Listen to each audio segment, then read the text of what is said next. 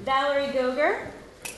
Valerie has been the superintendent of schools for the Bernards Township Board of Education since 1998. She is responsible for the management of 5,700 students in the school district, which includes 4 elementary schools, a middle school, and a high school. And she is a former business administrator for 18 years. She was a teacher for 8 years, so she brings a very unique perspective on the school budget process, having seen it from every angle.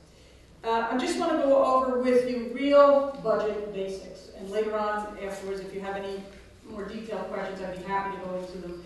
I'm a superintendent in Bernards Township, and I've been putting budgets together for 30 years, so I have a pretty good handle on it, both as a business administrator and as a superintendent, and I'm pretty objective about it after 30 years. I know that we have parents come to the microphone, it's very emotional. High school kids come to the microphone, it's very emotional, but we do try to look at it in a macro view, and we do examine our budget from year to year. Most of you should have your figure now. Let me just tell you how a budget is made in New Jersey, for the most part. I'll say in 95% of the districts. Basically, you have a tax levy. In Bernards Township, the tax levy supports 95% of the budget. There are special needs districts where that is not the case. There are other districts where maybe tax levy is supporting 50%. It varies. But in Bernards Township, and that's what I'll reference, 95% of our budget is supported by taxes. So there is a cap on how much you can increase those taxes. Therefore, you can see that in a district where 95% of your budget is controlled by a cap on taxes, it's a little bit different and a little more deep impact than if only 50% of your budget is being impacted by a cap.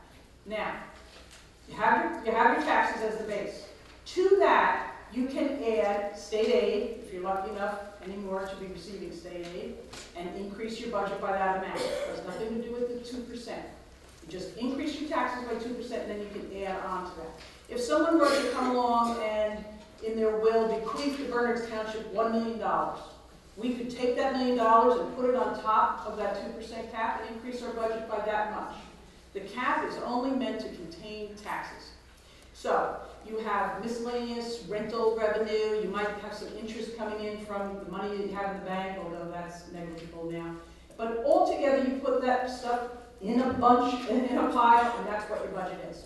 Now, in Bernards Township, typically in the last few years when we've had a 4% cap, our increase each year was about $3 million. Now, the cap was cut in half, down to 2%, so our increase, obviously, cut in half. We can only raise taxes by $1.5 million. Now, I've either got to find some alternative funding to fill in that other $1.5 million, or I've got to cut program by $1.5 million. The major cost areas in my budget, and this is a pretty general breakdown for most districts. Their percentages might move a little bit. Salaries and benefits, 72% of the budget, locked in, salaries and benefits. Operations and maintenance, 11%. Transportation. You know what salaries and benefits are. You know what operations and maintenance are. You may not know what transportation is. In a district where all of the students live within 2 miles of their school, let's take New Providence in Union County.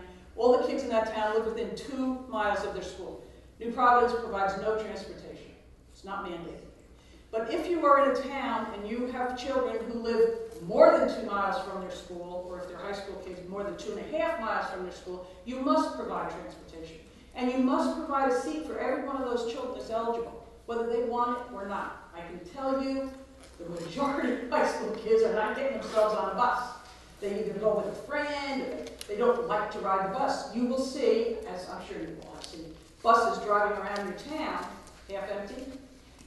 Many parents of kindergarten children don't want the little ones to get on the bus, so they drive. But that's a state mandate. You must require a seat for every child who's eligible. Now, you must also require in your town for non-public students, kids going to a Catholic school, a Jewish school, a Montessori school, Pingree, Seton Hall Prep, you must provide transportation if they live more than 2 miles and less than 20 miles away from the private school they go to. If they're high school kids, more than 2.5 and less than 20. If you can't provide a bus for them, you've got to pay the parents $884 each year. It's called aid in lieu of transportation. Now, we don't get state aid for that anymore. So in my district, we spend almost $500,000 on non-public transportation. I don't think most people in our town understand that. It's taxpayers' money going for transportation to private school. That's a big chunk. Also in transportation, 60% of our transportation to and from school is spent on general education students. 40% of it is spent on special education students. Only 12% of our enrollment is special ed, but we spend 40% transporting those students. I can talk a lot about special education and the mandates, the state mandates, and most of what our budgets address are mandated by the state. It's amazing how little leeway a Board of Education has in determining how they're going to spend their money. Everything else, after I listed all those percentages for you, everything else in the pot, computers, textbooks, professional development, desks in your classroom, a pickup truck to help with the snow removal, all of that amounts to 5% of the budget.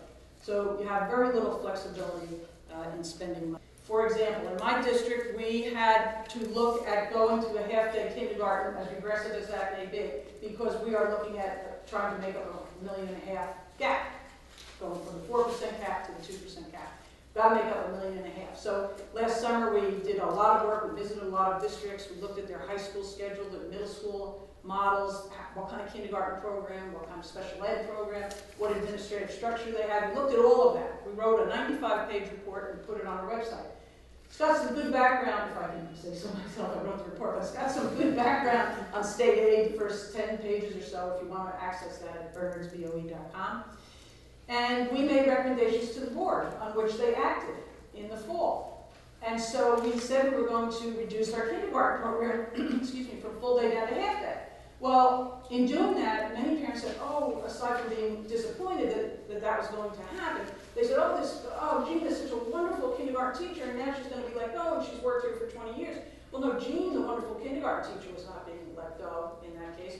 We would need to look at all of our elementary teachers, because that's the certification you get.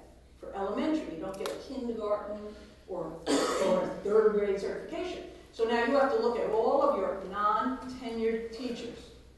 And maybe Jean now gets moved up to teach 5th grade, and some other kindergarten teacher gets moved up to teach 1st grade, and a 5th grade teacher is let go, and a 3rd grade teacher is let go.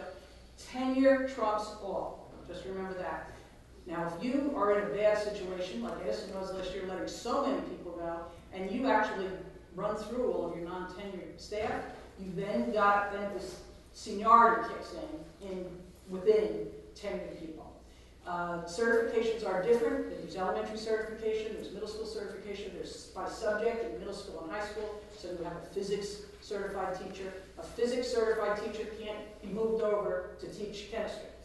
If you have 5 physics teachers at your high school and all they have certification in is physics, and they're all tenured, and you have 5 biology teachers who are non-tenured, you can't let those biology teachers go and move the physics teachers into biology. You're only tenured within your certification area. Okay? State mandates that we operate within are really very binding. I think that sometimes the public thinks, well, why don't you just cut this? Why don't you just cut that? There are so many requirements that we have. For example, phys ed. Every student in New Jersey must have phys ed 150 minutes a week. That's a lot. Some states have no requirements for phys ed. Some states have requirements 1 year in high school you have to take it, or maybe you have to take it 2 times a week in elementary school. New Jersey is really just about the strictest in the country on phys ed. Elementary world languages, elementary enrichment programs, middle school enrichment programs. These are all required by state mandate. High school graduation requirements, I have them listed there for you. I don't need to read them out to you, but students have to take that minimum 120 credits beginning with this year's freshman class in those areas. They can add to that with electives.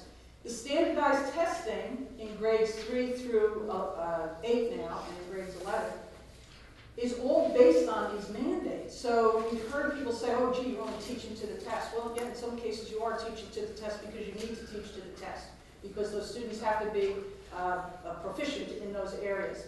However, there is a spirit of the law, and then there's, actually needing the letter of the law. In our district, we had to make so many cuts the last 3 years. We've cut elementary enrichment.